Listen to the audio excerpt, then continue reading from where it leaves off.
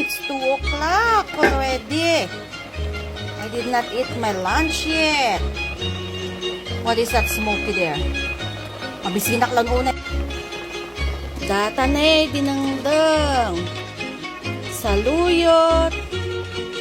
Taro. Look at the smoke. Oy. Saluyot. Saluyot, taro. Ang palaya. Lalaukan. Then I need to put this on top. Uy, yay. The shrimp are ready to dive in. Bam. Bam. There you have it.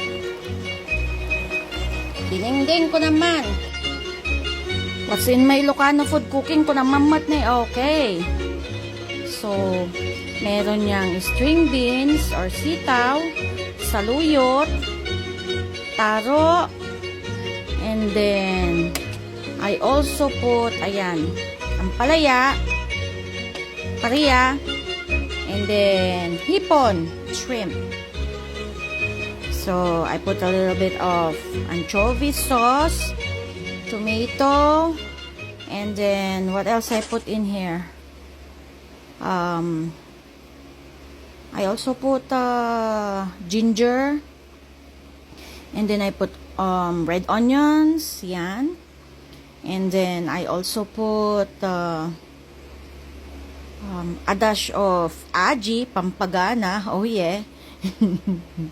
Yan, and I put lemongrass, yan. Solid na solid. Ooh, yes. Ayan, mangan tayo amin na po. Alright. So, let's taste it.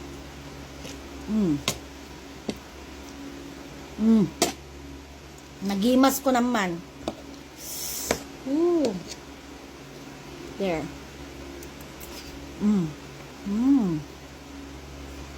Action na kami apong.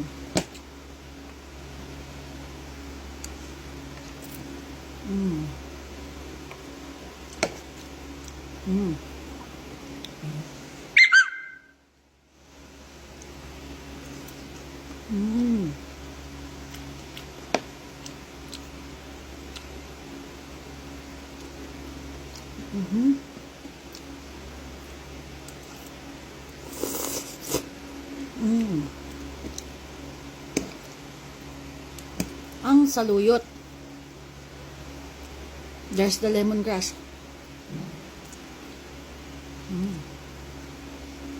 Eat everything. Eat a lot of grass. Basta Ilocano ko naman.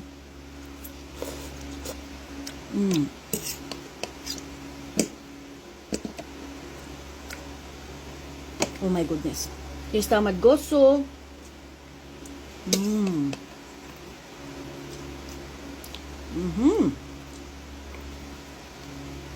And the hipon. The shrimp. So I pan fry with coconut oil. And then I of course devein it. You know, that's the problem with other restaurants. Oh my God, they don't devein the shrimp. And when you eat it, ayan, nakikita mo yung poopy, ayan, ng shrimp. Malinis yan.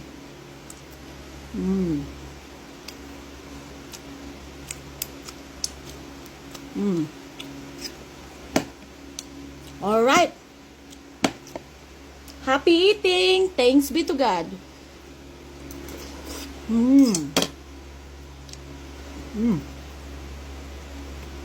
Then I will have this later.